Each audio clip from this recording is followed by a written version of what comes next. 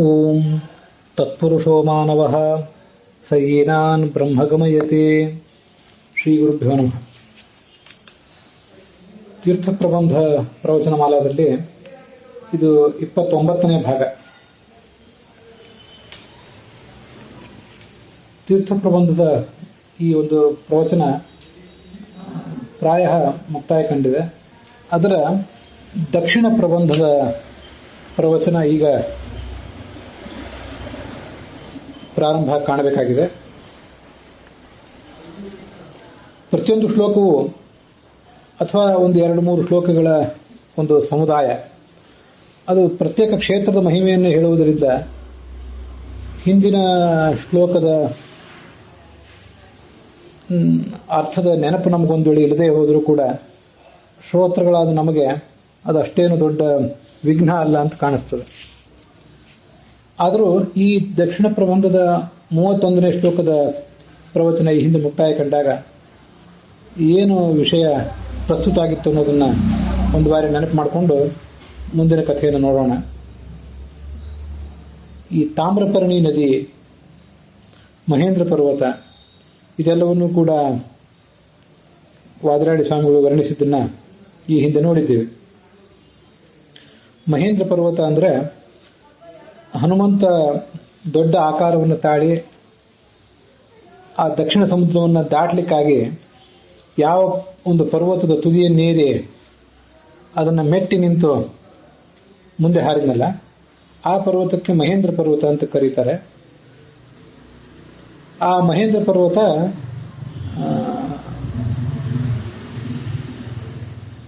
ಹನುಮಂತನ ಪಾದಾಘಾತಕ್ಕೆ ಸಿಲುಕಿ ಭೂಮಿಯಲ್ಲಿ ಹುದುಗಿ ಹೋಗಿತ್ತು ಅಂತ ರಾಮಾಯಣ, ತಾತ್ಪರ್ಯ ನಿರ್ಣಯ ಇವೆಲ್ಲ ವರ್ಣಿಸ್ತವೆ. ಮಹೇಂದ್ರ ಪರ್ವತ ಯಾತಕ್ಕಾಗಿ ಭೂಮಿಯಲ್ಲಿ ಹುದುಗಿ ಹೋಗಿತ್ತು ಅನ್ನೋದನ್ನ ವಾದಿರಾಡಿ ಸ್ವಾಮಿಗಳು ಕಾವ್ಯದ ದೃಷ್ಟಿಯಿಂದ ವರ್ಣಿಸ್ತಾರೆ. ಸೀತೆ ಈಗ ರಾವಣನಿಂದ ಅಪಹೃತಳಾಗಿದ್ದಾಳೆ. ಸೀತೆಯ ತಾಯಿಯಾದಂತಹ ಭೂದೇವಿಗೆ ದೊಡ್ಡ ಚಿಂತೆಗಿದು ಕಾರಣ ಆಗಿದೆ. ಆ ತಾಯಿಯಾದ ಭೂದೇವಿಗೆ ಈಗೊಂದು ಸಮಾಧಾನದ ಮಾತನ್ನು ಹೇಳಬೇಕಾಗಿದೆ.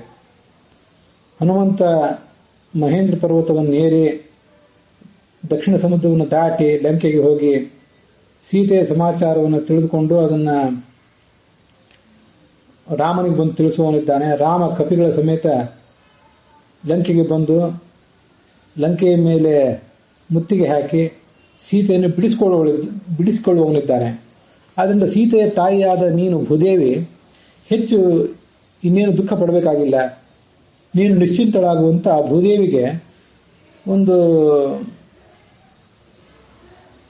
ಸಮಾಚಾರವನ್ನು, ಒಂದು ಸಂದೇಶವನ್ನು ಯಾರು ಮುಟ್ಟಿಸಬೇಕಾಗಿದೆ. ಭೂದೇವಿ ಇರುವುದು ಭೂಮಿಯ ಒಳಗೆ ಕೆಳಭಾಗದಲ್ಲಿ. ಆ ಕೆಳಭಾಗದಲ್ಲಿರುವ ಭೂದೇವಿ ಬಳಿಗೆ ಹೋಗ್ಬೇಕಲ್ಲ ಒಬ್ರು ಯಾರಾದರೂ. ಈ ಮಹೇಂದ್ರ ಪರ್ವತವೂ ಕೂಡ ಆ ಭೂಮಿಯ ಮೇಲೆ ಆಧಾರಿತವಾಗಿದೆ. ಆ ಭೂಮಿಯ ಪರ್ವತ ಹನುಮಂತನ ಪಾದಾಘಾತಕ್ಕೆ ಸಿಲುಕಿ ಕೆಳಗೆ ಹೋಗಿಬಿಡ್ತಲ್ಲ, ಕೆಳಗೆ ಹೋಗಿ ಆ ಭೂಮಿಯ ಬಳಿಗೆ ಹೋಯ್ತದು. ಭೂಮಿ ಇನ್ನು ನೀನು ನಿಶ್ಚಿಂತಳಾಗುವಂತ ಒಂದು ಸಮಾಚಾರವನ್ನು ಹೇಳುವ ಉದ್ದೇಶದಿಂದ ಅದು ಹಾಗೆ ಹೋಯಿತು ಅಂತ ವಾದಿರಾಡಿ ಸ್ವಾಮಿಗಳು ಅದನ್ನ ಉತ್ಪ್ರೇಕ್ಷಿಸ್ತಾರೆ. ಹೀಗೊಂದು ಅಲಂಕಾರದ ದೃಷ್ಟಿಯಿಂದ ಮಹೇಂದ್ರ ಪರ್ವತವನ್ನು ಅವರು ವರ್ಣಿಸಿದ್ದನ್ನ ಈ ಹಿಂದೆ ನೋಡಿದ್ದೀವಿ. ಕನ್ಯಾದೇವಿ ಅಥವಾ ಕನ್ಯಾತೀರ್ಥ, ಕನ್ಯಾಕುಮಾರಿ ಕ್ಷೇತ್ರ, ಅದನ್ನು ಇನ್ನು ಮುಂದೆ ನೋಡಬೇಕಾಗಿದೆ. ಬಂಗಾಳ ಕೊಲ್ಲಿ ಸಮುದ್ರ ಅಂದ್ರೆ ಪೂರ್ವದ ಸಮುದ್ರ, ಅರಬ್ಬಿ ಸಮುದ್ರ ಅಂದ್ರೆ ಪಶ್ಚಿಮದ್ದು, ಹಿಂದೂ ಮಹಾಸಾಗರಗಳನ್ನುವ ಈ 3 ಸಾಗರಗಳ ಸಂಗಮವೇ ಈ ಕನ್ಯಾಕುಮಾರಿ ಕ್ಷೇತ್ರ. ಚೈತ್ರ ಶುದ್ಧ ಹುಣ್ಣಿಮೆ ದಿವಸ ಸೂರ್ಯೋದಯ ಮತ್ತು ಚಂದ್ರಾಸ್ತ ಎರಡನ್ನೂ ಕೂಡ ಇಲ್ಲಿ ನೋಡಬಹುದು ಅಂತ ಒಂದು ಸ್ಥಳದ ಪ್ರಸಿದ್ಧಿ ಇದೆ.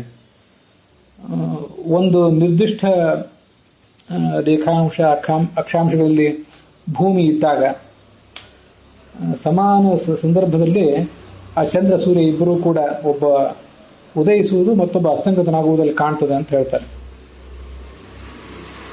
ಅಂತದೊಂದು ವಿಶಿಷ್ಟವಾದ ಒಂದು ತೀರ್ಥ ಅದು. ಸಾವಿತ್ರಿ, ಗಾಯತ್ರಿ, ಸರಸ್ವತಿ, ಪಾಪ ವಿನಾಶ ಮೊದಲಾದ ತೀರ್ಥಗಳಲ್ಲೇ ಇವೆ. ಕನ್ಯಾ ತೀರ್ಥವು ಕೂಡ ಒಂದು ಮಹತ್ವದ ಕ್ಷೇತ್ರನೇ ಆಗಿದೆ. ಈ ಕನ್ಯಾಕುಮಾರಿ ತೀರ್ಥದ ವರ್ಣನ ಮಹಾಭಾರತದಲ್ಲೂ ಕೂಡ ಬಂದಿದೆ ಅಂತ ನಾವು ನೆನಪು ಮಾಡ್ಕೊಳ್ಬೇಕು. ತನ್ನ ತೀರ್ಥಯಾತ್ರಾ ಪ್ರಸಂಗದಲ್ಲಿ ಕನ್ಯಾ ತೀರ್ಥದಲ್ಲಿದ್ದಂಥ ಮೊಸಳೆಯ ರೂಪದಲ್ಲಿದ್ದಂಥ ವರ್ಗ ಮೊದಲಾದ 5 ಅಪ್ಸರೆಯರನ್ನ ಒಂದೇ ಬಾರಿ ಮೇಲಕ್ಕೆಳೆದು ಅವರನ್ನು ಮುಕ್ತರನ್ನಾಗಿ ಮಾಡಿದ. ಇದು ಮಹಾಭಾರತದಲ್ಲಿ ತಾತ್ಪರ್ಯ ನಿರ್ಣಯದಲ್ಲಿ ವರ್ಣಿತಾಗಿದೆ. ಅಮೂಮುಚಚ್ಚ ಅಪ್ಸರಸಃ ಸ ಪಂಚ ತಾಭಿರ್ಗೃಹೀತಃ ಪ್ರವಿಕೃಷ್ಯ ತೀರಂ ಅಂತ ಹೀಗಲ್ಲಿ ವರ್ಣಿತ ಆಗಿದೆ ತಾತ್ಪರ್ಯ ನಿರ್ಣಯದಲ್ಲಿ.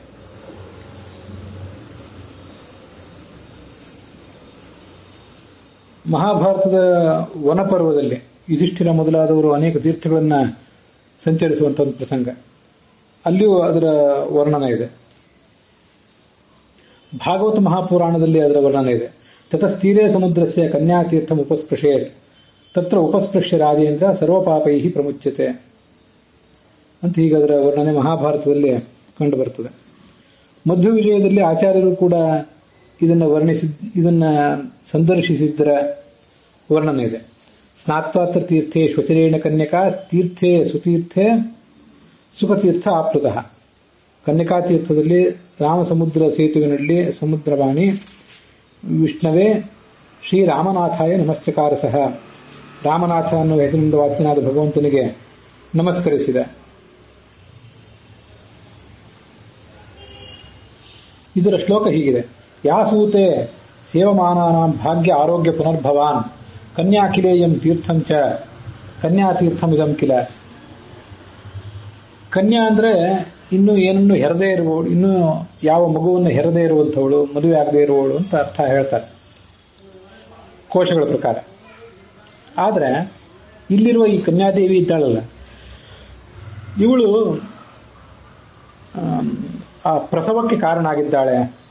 ಪ್ರಸವಕ್ಕೆ ಕಾರಣ ಅಂದ ಮೇಲೆ ಇವಳನ್ನ ಕನ್ಯಕಾಂತನ ಅನ್ನೋದು ಹೇಗೆ ಅಂತ ವಾದಿರಾಡಿ ಸ್ವಾಮಿಗಳು ಹಾಸ್ಯದಿಂದ ವರ್ಣಿಸ್ತಾರೆ.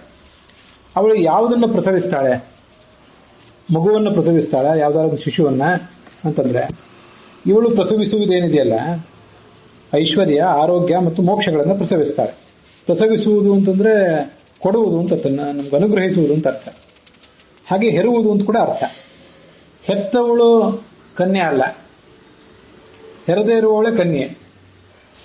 ಆದ್ರೆ ಈ ಕನ್ಯಾ ಇದ್ದಾಳಲ್ಲ, ಪ್ರಸವಿಸಿದವಳೆ, ಅನಾದಿ ಕಾಲದಿಂದ ತನ್ನನ್ನ ಧ್ಯಾನಿಸಿದವರಿಗೆ ಐಶ್ವರ್ಯ, ಆರೋಗ್ಯ, ಮೋಕ್ಷವನ್ನೆಲ್ಲ ಪ್ರಸವಿಸಿದವಳೆ.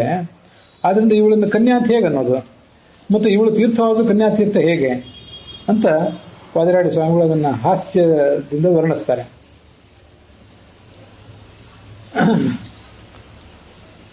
ಬಾಣಾಸುರ ಅಂತ ಒಬ್ಬ ರಾಕ್ಷಸ ಈ ಕನ್ಯಾದೇವಿಯನ್ನು ಮದುವೆ ಮಾಡ್ಲಿಕ್ಕೆ ಅವನು ಬಂದಿದ್ದ. ಅವನನ್ನ ಇವಳು ಕೊಂದು ಹಾಕಿದ್ಲು ಅಂತೂ ಒಂದು ಕಥೆ ಇದೆ. ಶಿವನ ವರ ಇತ್ತು ಅವನಿಗೆ, ಅವನು ಅವಧ್ಯನಾಗಿದ್ದ. ಕನ್ಯೆಯ ಬಾಣಕ್ಕೆ ಮಾತ್ರ ಅವನು ತುತ್ತಾಗಬೇಕಾಗಿತ್ತು. ಕನ್ಯೆಯಿಂದ ಮೂಲಕ ಅವನ ಹತ್ಯೆ ಆಗಬೇಕಾಗಿತ್ತು. ಅದಕ್ಕಾಗಿ ಅವನನ್ನ ಕನ್ಯೆಯಾದ ಈ ದೇವಿಯೇ ಹತ್ಯೆ ಮಾಡಿದ್ಲು ಪರಮಾತ್ಮನ ಆಜ್ಞೆಗನುಸಾರವಾಗಿ ಅಂತ ಅವಳ ವರ್ಣನೆ ಮಾಡ್ತಾರೆ.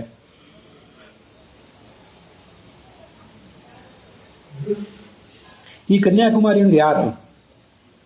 ಅವಳು ಶಿವನ ಪತ್ನಿಯೋ ಅಥವಾ ಮತ್ಯಾರು? ಅದನ್ನು ವಾದಿರಾಜ ಸ್ವಾಮಿಗಳು ಹೇಳ್ತಾರೆ. ಸಹಧರ್ಮಂ ವಿಧುದತಿ ಮಿವ ಬಾಣಾಂತಕಾರಿಣೀ ವಾರ್ಧೌ ಸ್ನಿಗ್ಧಾಮಿಮಾಂ ರಮ್ಯಾಂ ಕನ್ಯಾ ಮನ್ಯಾಮಹೇ ರಮಾಂ. ಈ ಕನ್ಯಾ ಇದ್ದಾಳಲ್ಲ, ಈ ಕನ್ಯಾ ಅಂದ್ರೆ ರಮಾದೇವಿಯೇ. ನಮ್ಮ ಅಭಿಪ್ರಾಯ ಬೇರೆ ಏನಿಲ್ಲ. ತನ್ನ ಗಂಡನಾದ ಪರಮಾತ್ಮ ಯಾವ್ಯಾವ ಲೀಲೆಗಳನ್ನು ತೋರಿಸಿದ, ಆ ಲೀಲೆಗಳನ್ನು ಇವಳು ಕೂಡ ತೋರಿಸಿಲ್ಲ. ಗಂಡನನ್ನು ಹೆಂಡತಿ ಅನುಸರಿಸಬೇಕಲ್ಲ, ಅದಕ್ಕಾಗಿ ಆ ಲೀಲೆಗಳನ್ನು ಇವಳು ಕೂಡ ತೋರಿಸಿದ್ಲು. ಆದ್ರಿಂದ ಈ ಲಕ್ಷ್ಮೀದೇವಿಗೆ ಗಂಡನನ್ನ ಎಲ್ಲ ದೃಷ್ಟಿಯಿಂದ ಅನುಸರಿಸಿದಂತಹ ಒಂದು ಮಹತ್ವ ಇದೆ. ಅವಳೇ ಈ ಕನ್ಯಾದೇವಿ ಅಂತ ಇವರು ವರ್ಣಿಸ್ತಾರೆ. ಯಾವ್ಯಾವ ಒಂದು ಲೀಲೆಗಳನ್ನ ಆ ಗಂಡ ತೋರಿಸಿದ ಪರಮಾತ್ಮ ಮತ್ತು ಇವಳು ಕೂಡ ತೋರಿಸಿದ್ದಾಳೆ ಅಂದ್ರೆ, ಅವನು ಆ ಪರಮಾತ್ಮ ಆ ಬಾಣ ಅಂತ ಕಾರಿಣಿ, ಬಾಣ ಅನ್ನೋ ಅಸುರನನ್ನ ಅವನು ಕೂಡ ಮಣಿಸಿದ್ದ.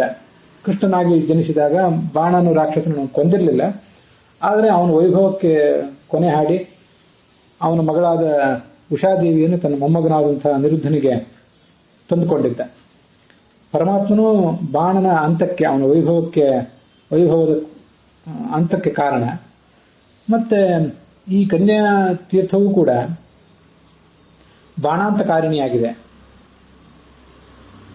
ಹೇಗೆ ಅಂತಂದ್ರೆ, ಈ ಪರಶುರಾಮ ದೇವರು ಹಿಂದೊಂದು ಬಾರಿ ಬಾಣ ಪ್ರಯೋಗ ಮಾಡಿದ್ರು ಅಂತ ಬರ್ತದಲ್ಲ.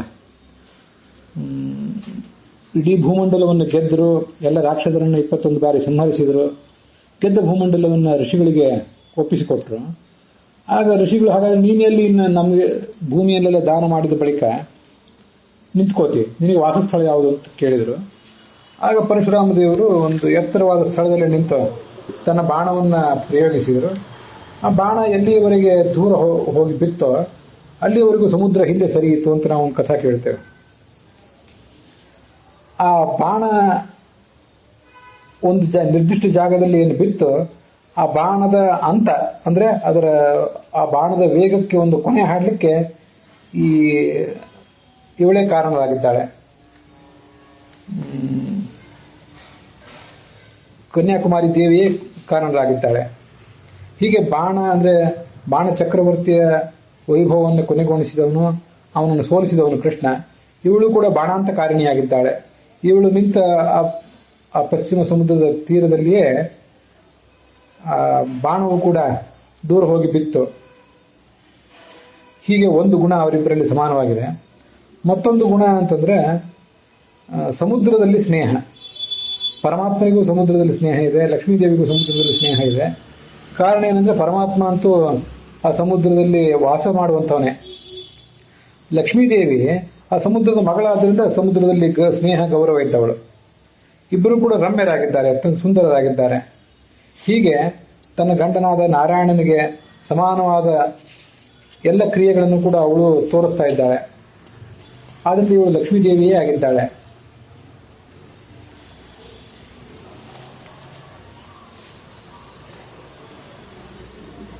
ಹೀಗೆ ಬಾಣಾಂತಕಾರಿತ್ವ, ಸಮುದ್ರದಲ್ಲಿ ಸ್ನೇಹ, ಈ ಎಲ್ಲ ಗುಣಗಳು ಆ ಪರಮಾತ್ಮನಿಗೂ ಲಕ್ಷ್ಮೀದೇವಿಗೂ ಇಬ್ಬರಿಗೂ ಕೂಡ ಸಮಾನವಾಗಿವೆ ಅಂತ ಅದರ ಒಂದು ವರ್ಣನೆ ಕಾಣಿಸ್ತದೆ.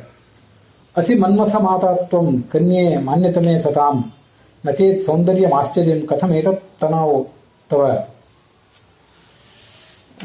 ನೀನು ಎಲ್ಲ ಸಜ್ಜನಿಗೆ ಭಕ್ತರಿಗೆ ಮಾನ್ಯಳಾಗಿದ್ದೆ, ಮನ್ಮಥನ ತಾಯಿಯಾಗಿದ್ದೆ.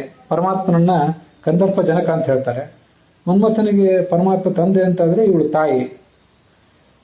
ಮನ್ಮಥನಂತ ಜಗತ್ತಿನಲ್ಲಿ ಸೌಂದರ್ಯಕ್ಕೆ ಸಂಕೇತನಾದಂತಹ ಒಬ್ಬ ವ್ಯಕ್ತಿಗೆ ನೀನು ತಾಯಿ ಮೇಲೆ ನಿನಗೆ ಅಂತ ಸೌಂದರ್ಯ ಇಲ್ಲದೆ ಹೋದ್ರೆ ಅವನಿಗೆ ಹೇಗೆ ಸೌಂದರ್ಯ ಬರ್ಲಿಕ್ಕೆ ಸಾಧ್ಯ? ಕನ್ಯಾಕುಮಾರಿಯ ನಿನ್ನ ಈ ವಿಗ್ರಹವನ್ನು ನೋಡಿದ್ರೆ ಇವಳು ಮನ್ಮಥನ ತಾಯಿ ಹೌದು ಅಂತ ನಮಗೆ ಮನವರಿಕೆ ಆಗುವುದು ಖಚಿತ. ಅಂತ ಅದ್ಭುತವಾದ ಸೌಂದರ್ಯ ನಿನಗಿದೆ ಅಂತ ವರ್ಣಿಸ್ತಾರೆ.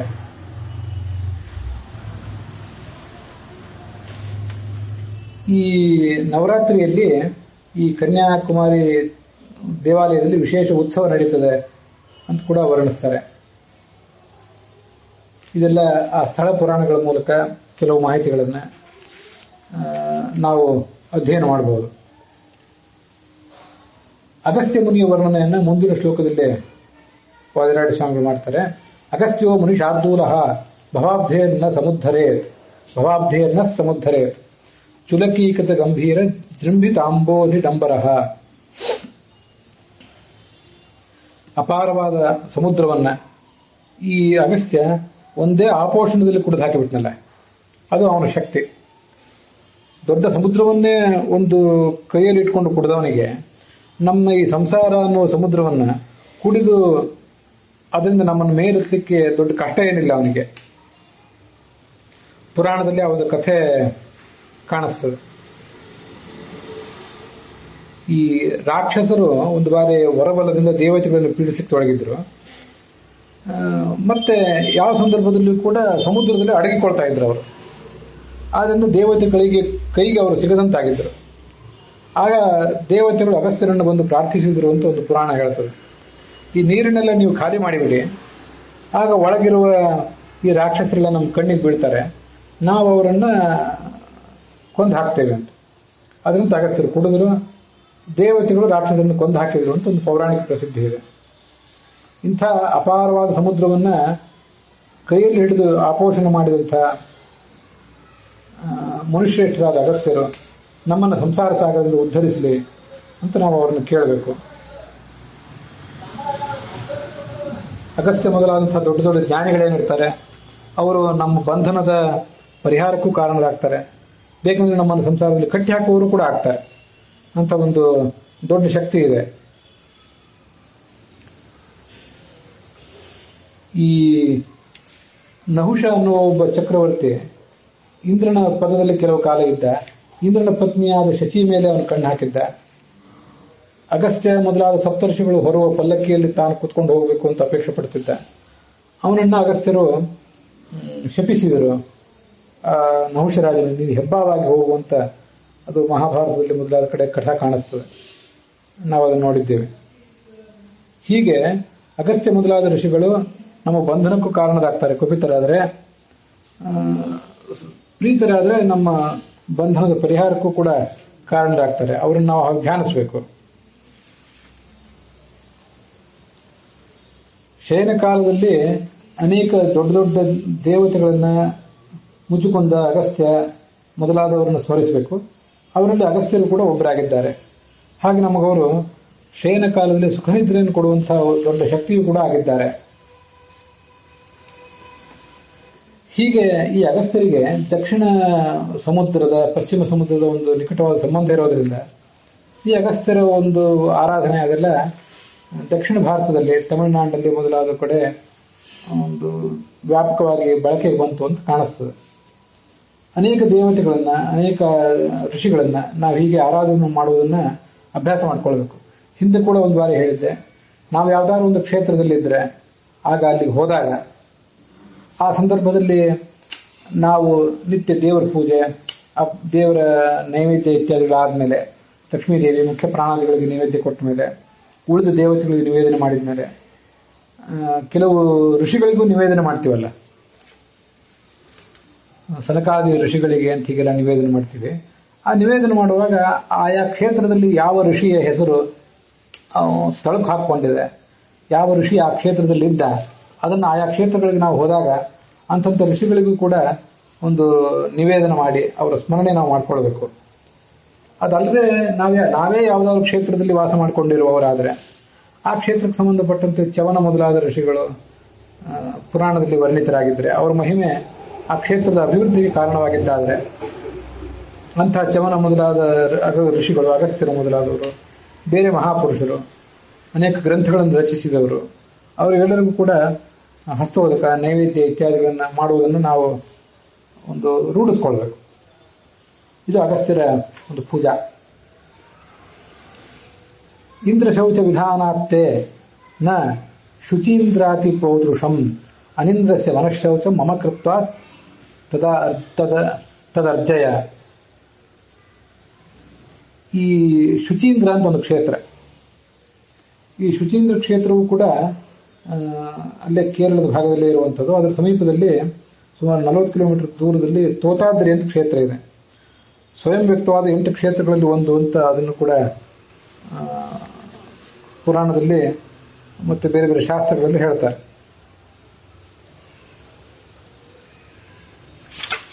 ಈ ಶುಚೀಂದ್ರ ಕ್ಷೇತ್ರದ ಒಂದು ಮಹತ್ವ ಏನು ಅಂತಂದ್ರೆ, ಅದು ಕನ್ಯಾಕುಮಾರಿಯಿಂದ ಸುಮಾರು 13 ಕಿಲೋಮೀಟರ್ ದೂರದಲ್ಲಿದೆ. ಅಹಲ್ಯೆಯನ್ನ ಭ್ರಷ್ಟ ಮಾಡಿದ್ನಲ್ಲ ಇಂದ್ರದೇವ, ಆಗ ಗೌತಮರ ಶಾಪ ಬಂತಲ್ಲ, ಆ ಕ್ಷೇತ್ರದಲ್ಲಿ, ಈ ಶುಚೀಂದ್ರ ಕ್ಷೇತ್ರದಲ್ಲೇ ಬಂದು ಮೇಷ ಮಾಸದಲ್ಲಿ, ಅಂದ್ರೆ ಮೇಷದಲ್ಲಿ ರವಿ ಇದ್ದಾಗ ಅಲ್ಲಿಗೆ ಬಂದು ಮಧ್ಯಾಹ್ನ ಕಾಲದಲ್ಲಿ ಸೂರ್ಯಕಿರಣದಿಂದ ಬಿಸಿಯಾದಂತಹ ಒಂದು ತುಪ್ಪದಲ್ಲಿ ಅಂಗುಲಿದಾನ ಮಾಡಿದ ಅಂತ ಒಂದು ಪ್ರತೀತಿ ಇದೆ. ಅದೇ ಅಂಗುಲಿದಾನಾಖ್ಯೇನ ದಿವ್ಯೇನ ಕರ್ಮಣ. ಅಂಗುಲಿದಾನ ಅಂತ ಒಂದು ಯಾವುದೊಂದು ವಿಶಿಷ್ಟವಾದ ದಾನ. ಯಾವ ದಾನ ಅಂತ ಇಲ್ಲೇನು ಟಿಪ್ಪಣಿಗಳಲ್ಲಿ ಕಾಣಿಸೋದಿಲ್ಲ. ಮತ್ತೆ ಯಾವುದಾದ್ರೂ ಸ್ಮೃತಿಗಳಲ್ಲಿ, ಯಾವುದಾದ್ರೂ ಪ್ರಾಯಶ್ಚಿತ್ತ ಗ್ರಂಥಗಳಲ್ಲಿ ಅಂಗುಲಿದಾನ ಅಂದ್ರೆ ಏನು ಅಂತಿದೆಯನ್ನು ನಾವು ನೋಡಬೇಕು. ಹೀಗೆ ಆ ಇಂದ್ರ ಅಲ್ಲಿ ಬಂದು ಸ್ವಚ್ಛನಾದ, ಅದಕ್ಕೆ ಪ್ರಸಿದ್ಧಿ ಇದೆ ಕ್ಷೇತ್ರಕ್ಕೆ. ಇದಕ್ಕೆ ಶುಚೀಂದ್ರ, ಇಂದ್ರನನ್ನ ಶುಚಿಗೊಳಿಸಿ, ಶುಚಿ ಇಂದ್ರ ಯಸ್ಮಾತ್ ಸಹ ಶುಚೀಂದ್ರ. ಯಾವ ಕ್ಷೇತ್ರ, ಯತ್ ಸ್ಥಳಂ ಯಸ್ಮಾತ್ ಸ್ಥಳಾತ್ ಇಂದ್ರ ಶುಚಿರ್ಬಹುವ ತತ್ ಸ್ಥಳಂ ಶುಚೀಂದ್ರಂ ಅಂತ ಹೀಗೆ ಹೆಸರಿದೆ. ಇಲ್ಲಿ ವಾದಿರಾಜ ಸ್ವಾಮಿಗಳು ಆ ಕ್ಷೇತ್ರಕ್ಕೊಂದು ಸವಾಲು ಹಾಕ್ತಾರೆ. ಇಂದ್ರ ಬಹಳ ದೊಡ್ಡವನು, ಅವನಿಗೊಂದು ಅಂಟಿಕೊಂಡಿದ್ದ ಕಳಂಕವನ್ನು ಪರಿಹರಿಸುವುದು ದೊಡ್ಡ ಸಂಗತಿ ಏನಲ್ಲ. ನಮ್ಮಂತ ಸಾಮಾನ್ಯರ, ಇಂದ್ರ ಅಲ್ಲದೇ ಇದ್ದವರ, ಇಂದ್ರ ಅಂದ್ರೆ ದೊಡ್ಡ ವೈಭವ ಐಶ್ವರ್ಯ ಇದ್ದವನು ಅಂತ ಅರ್ಥ.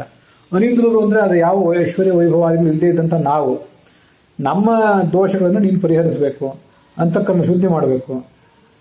ಆವಾಗ ನಿನಗೆ ಒಂದು ಈ ಹೆಗ್ಗಳಿಕೆ, ಅಪವಿತ್ರರನ್ನು ಪವಿತ್ರಗೊಳಿಸುವಂತ ಹೆಗ್ಗಳಿಕೆ ಒಪ್ಪುತ್ತದೆ. ಇಲ್ಲದೆ ಹೋದ್ರೆ ಇಂದ್ರನಂತ ದೊಡ್ಡವನನ್ನ, ಯಾರು ಭಗವಂತನ ಸಾಕ್ಷಾತ್ಕಾರ ಮಾಡ್ಕೊಂಡಂಥವನು, ಅಂಥವನನ್ನು ಶುದ್ಧೀಕರಿಸುವುದೇನು ಬಹಳ ದೊಡ್ಡ ಸಂಗತಿ ಅಲ್ಲ.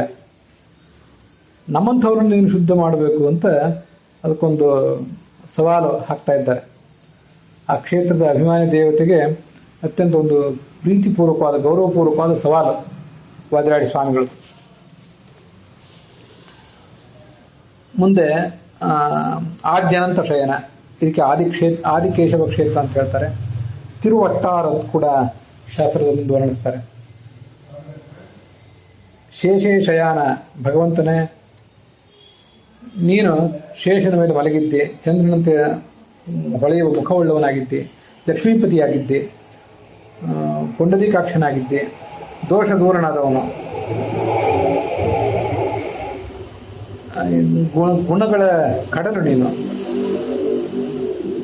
ಈ ಜಗತ್ತಿನ ಎಲ್ಲ ಹಂಬಲಗಳನ್ನು ದೂರ ಇಟ್ಟು ನಾನು ನಿನ್ನ ಬಳಿಗೆ ಬಂದಿದ್ದೇನೆ, ನೀನು ನನಗೆ ದಯೆ ಮಾಡಬೇಕು ಅಂತ ಆ ಭಗವಂತರನ್ನ ಅಲ್ಲಿ ಪ್ರಾರ್ಥಿಸ್ತಾ ಇದ್ದಾರೆ. ಅನಂತ ಕ್ಷೇತ್ರದಿಂದ 18 ಕಿಲೋಮೀಟರ್ ದೂರದಲ್ಲಿ ತಿರುವಟ್ಟಾರ್ ಕ್ಷೇತ್ರ ಇದೆ. ವಿಗ್ರಹ ಸುಮಾರು 16 ಅಡಿ ದೂರ ಉದ್ದ ಇದೆ, ಶೇಷಶಾಹಿಯಾಗಿದೆ. ಇವತ್ತಿನ ತ್ರಿವೇಂದ್ರಂ ಅಂತಿದೆ, ಆ ತ್ರಿವೇಂದ್ರಂನಲ್ಲಿದ್ದಂತೆ ಇದು ಕೂಡ ದೊಡ್ಡ ವಿಗ್ರಹ. 3 ದ್ವಾರಗಳಿಂದ ಪರಮಾತ್ಮನ ಮುಖ, ಅವನ ಉದರ ಮತ್ತು ಅವನ ಪಾದಗಳನ್ನು ನೋಡ್ಬೇಕಂತೆ. ಶೇಷನ ಕೆಳಗೆ ಒಬ್ಬ ರಾಕ್ಷಸ ಹತನಾಗಿ ಬಿದ್ದಿದ್ದಾನೆ, ಅದು ಕೂಡ ಅಲ್ಲಿ ಕಾಣ್ತದೆ ಅಂತ ಅದನ್ನ ವರ್ಣಿಸ್ತಾರೆ. ಘೃತಮಾಲ ನದಿ ಮುಂದೆ ಅದರ ವರ್ಣನೆ ಮಾಡ್ತಾರೆ. ಘೃತಮಾಲ ಅಂತಂದ್ರೆ, ಘೃತ ಅಂದ್ರೆ ತುಪ್ಪ, ತುಪ್ಪದ ಒಂದು ಹರಿವುಳ್ಳಂತಹ ನದಿ ಅಂತ ಹೀಗಾದ್ರ ಅರ್ಥ ಇದೆ. ಆ ನದಿಯ ಮಹತ್ವ ಏನು, ಅದನ್ನು ಕೂಡ ಕಾವ್ಯ ರೂಪದಲ್ಲಿ ವಾದಿರಾಜ ಸ್ವಾಮಿಗಳು ವರ್ಣಿಸ್ತಾರೆ.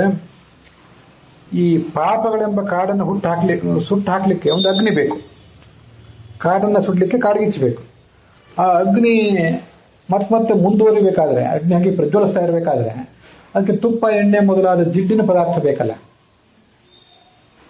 ಹಾಗೆ ಪಾಪಗಳು ಅನ್ನುವ, ನಮ್ಮಲ್ಲಿ ಪಾಪಗಳಿವೆ, ಆ ಪಾಪಗಳನ್ನು ಸುಟ್ಟು ಹಾಕಬೇಕಾಗಿದೆ. ಅದಕ್ಕೆ ಅಗ್ನಿ ಬೇಕು, ಜ್ಞಾನವೆಂಬ ಅಗ್ನಿ.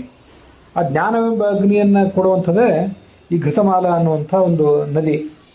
ಘೃತಮಾಲ ಮೊದಲಾದ ನದಿಗಳಲ್ಲಿ ಸ್ನಾನ ಮಾಡಿದಾಗ ಅಂತಃಕರಣ ಶುದ್ಧವಾಗಿ ಜ್ಞಾನ ಹೆಚ್ಚಾಗ್ತದೆ. ಅಂದ್ರೆ ತುಪ್ಪದಿಂದ ಅಗ್ನಿ ಹೆಚ್ಚಾದಂತೆ ಘೃತಮಾಲ ಮೊದಲಾದ ಕ್ಷೇತ್ರಗಳಲ್ಲಿ ಸ್ನಾನ ಮಾಡಿದ್ರಿಂದ ಅಂತಃಕರಣ ಶುದ್ಧವಾಗಿ ಜ್ಞಾನಾಗ್ನಿ ನಮ್ದು ಪ್ರದೀಪ್ತವಾಗ್ತದೆ. ಜ್ಞಾನಾಗ್ನಿ ಸರ್ವಕರ್ಮಾಣಿ ಭಸ್ಮಸಾತ್ ಕುರುತೆ. ನಮ್ಮ ಕರ್ಮಗಳೆಂಬ, ನಮ್ಮ ಪಾಪಗಳೆಂಬ ಎಲ್ಲ ಕಾಡುಗಳನ್ನ ಜ್ಞಾನ ಅಗ್ನಿ ಸುಟ್ಟು ಹಾಕಿಬಿಡ್ತದೆ. ಅದಕ್ಕಾಗಿ ಈ ಘೃತಮಾಲಾ ನದಿಯನ್ನ ಹಾಗೆ ವಾದಿರಾಜ ಸ್ವಾಮಿಗಳು ಗೌರವದಿಂದ ವರ್ಣಿಸಿದ್ದಾರೆ. ಮುಂದೆ ಅನಂತ ಶಯನ ಕ್ಷೇತ್ರದ ವರ್ಣನೆ ಇದೆ. ಅದಕ್ಕೆ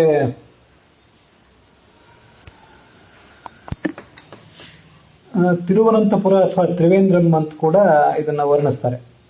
ಸ್ಯಾನಂದೂರ ಅಂತ ಹೇಳಿ ಇದನ್ನ ಭಾಗವತದಲ್ಲಿ ವರ್ಣನೆ ಮಾಡಿದ್ದಿದೆ.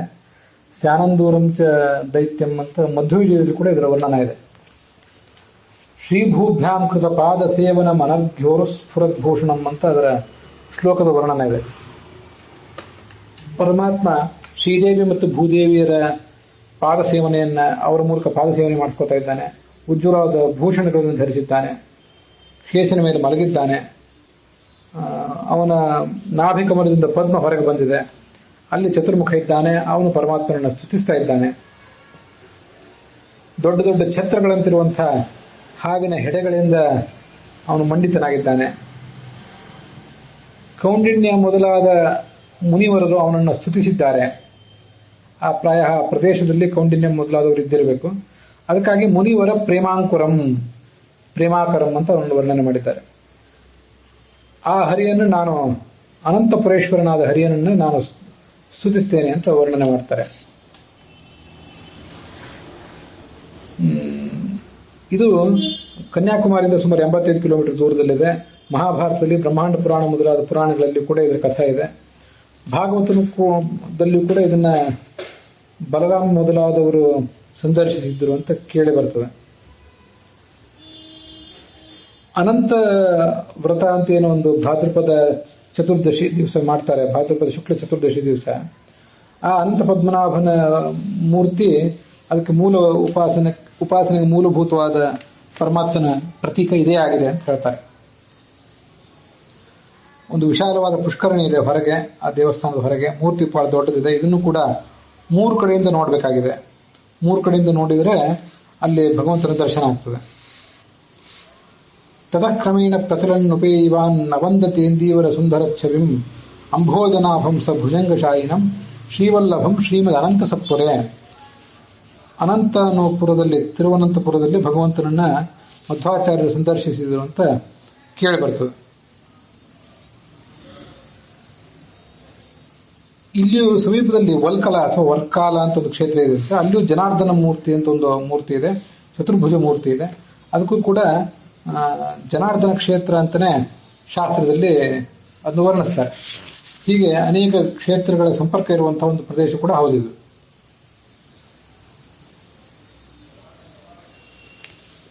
ಪರಮಾತ್ಮನನ್ನ ಹೀಗೆ ವಾದಿರಾಜ ಸ್ವಾಮಿಗಳು ಸ್ತುತಿಸ್ತಾರೆ. ನೀನು ಈ ಶೇಷನ್ ಮೇಲೆ ಮಲಗಿದ್ದೀಯಲ್ಲ, ಮಲಗಿಕೊಂಡಿರುವುದು ಏನು ಕಾರಣ? ಬಹಳ ಕಾವ್ಯ ರೀತಿಯಿಂದ ವರ್ಣಿಸ್ತಾರೆ. ನಿನ್ನ ನಾಭಿಕಮಲದಲ್ಲಿ ಎಲ್ಲ ಲೋಕಗಳಿವೆಯಲ್ಲ, ಲೋಕಾತ್ಮಕಂ ಕಮಲಂ ಅಂತ ಹೇಳ್ತಾರೆ. ಆ ಕಮಲವೇ ಲೋಕ ಸ್ವರೂಪವಾದದ್ದು. ನೀನು ಎದ್ದು ಕೂತ್ಕೊಂಡ್ರೆ ಅಥವಾ ಓಡಾಡಿದರೆ ಆ ನಾಭಿಕಮಲದಲ್ಲಿ ಲೋಕಗಳೆಲ್ಲ ನಡುಗಿ ಕಂಪಿಸಿ ಬಿಡ್ತವೆ. ಅಲ್ಲಿರುವ ವಾಸ ಮಾಡುವವರಿಗೆಲ್ಲ ತುಂಬಾ ತೊಂದರೆ ಆಗ್ತದೆ. ಅದಕ್ಕೆ ಅಂತ ಹೇಳಿ ನೀನು ಆ ಲೋಕಗಳು ನಡುಗಬಾರದು, ಸ್ಥಿರವಾಗಿ ನಿಲ್ಲಬೇಕು ಅಂತ ನೀನು ಮಲ್ಕೊಂಡಿದ್ದೀಯೋ ಹೇಗೆ? ಆ ನಾಭಿಕಮಲದಲ್ಲಿ ಕುತ್ಕೊಂಡಿರುವಂತಹ ಬ್ರಹ್ಮದೇವರ ಮೇಲಿನ ಪ್ರೀತಿಯಿಂದಲೂ ಮಲ್ಕೊಂಡಿದ್ದೀಯೋ, ಅಥವಾ ಶೇಷನ ಅತ್ಯಂತ ಮೃದುವಾದ ಸುಕುಮಾರವಾದ ಆ ಹಾಸಿಗೆ ಮೇಲಿನ ಪ್ರೀತಿಯಿಂದ ಮಲ್ಕೊಂಡಿದ್ದೀಯೋ, ಅಥವಾ ನಿನ್ನ ಭಕ್ತರು ಮೇಲಿನ ಮೇಲೆ ಅದ್ಭುತವಾದ ಭಕ್ತಿ ಶ್ರದ್ಧೆಗಳಿಂದ ನಿನಗೆ ನಿವೇದನವನ್ನು ಮಾಡ್ತಾರೆ. ಆ ನಿವೇದಿತವಾದ ಅನ್ನವನ್ನು ನೀನು ಸ್ವೀಕಾರ ಮಾಡಬೇಕು ಅನ್ನುವ ಕಾರಣಕ್ಕಾಗಿ ಅಲ್ಲೇ ಸುಖವಾಗಿ ಮಲಗಿಬಿಟ್ಟಿದ್ದೀಯೋ ಹೇಗೆ? ಅಥವಾ ಲಕ್ಷ್ಮೀದೇವಿಯ ಸೇವೆಯನ್ನು ಸ್ವೀಕಾರ ಮಾಡಬೇಕು.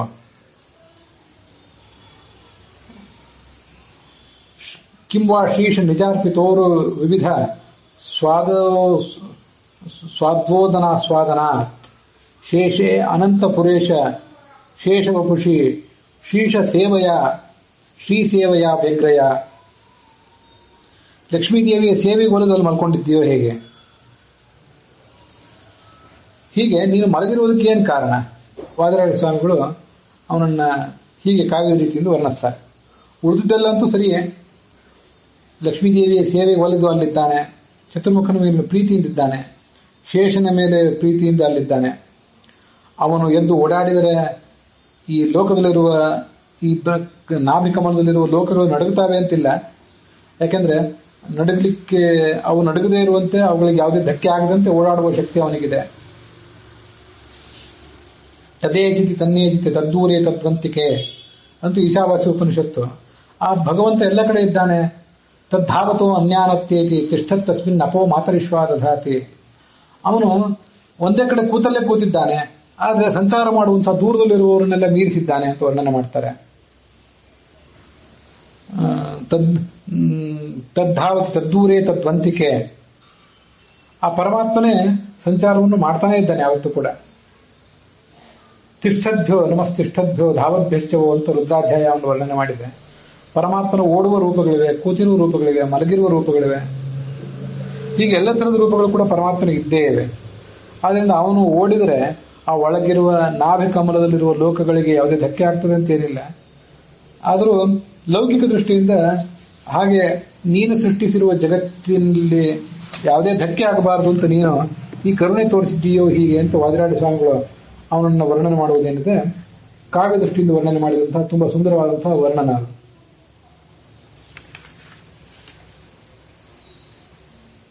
ಆತ್ಮಾವ ಏ ದೃಷ್ಟವ್ಯ, ಅವನನ್ನು ಕಾಣಬೇಕು, ಕಾಣಬೇಕಾದ್ರೆ ಅವನ ಬಗ್ಗೆ ಶ್ರವಣ ಮಾಡಬೇಕು. ಮಂತವ್ಯ ನಿಧಿಧ್ಯಾಸಿತವ್ಯ, ಅಂತ ತ್ರಯಿ ವೇದ ಹೇಳ್ತದೆ. ತ್ರಿಣಿ ತ್ರಯಿ ಪರಿಜಗಾದ ಯದಾತ್ಮ ದೃಷ್ಟಿ ದ್ವಾರಾಣಿ. ಛಾಂದೋಗ್ಯೋಪನಿಷತ್ತಿನ ಈ ಮಾತು ಹೀಗೆ ಹೇಳ್ತದಲ್ಲ,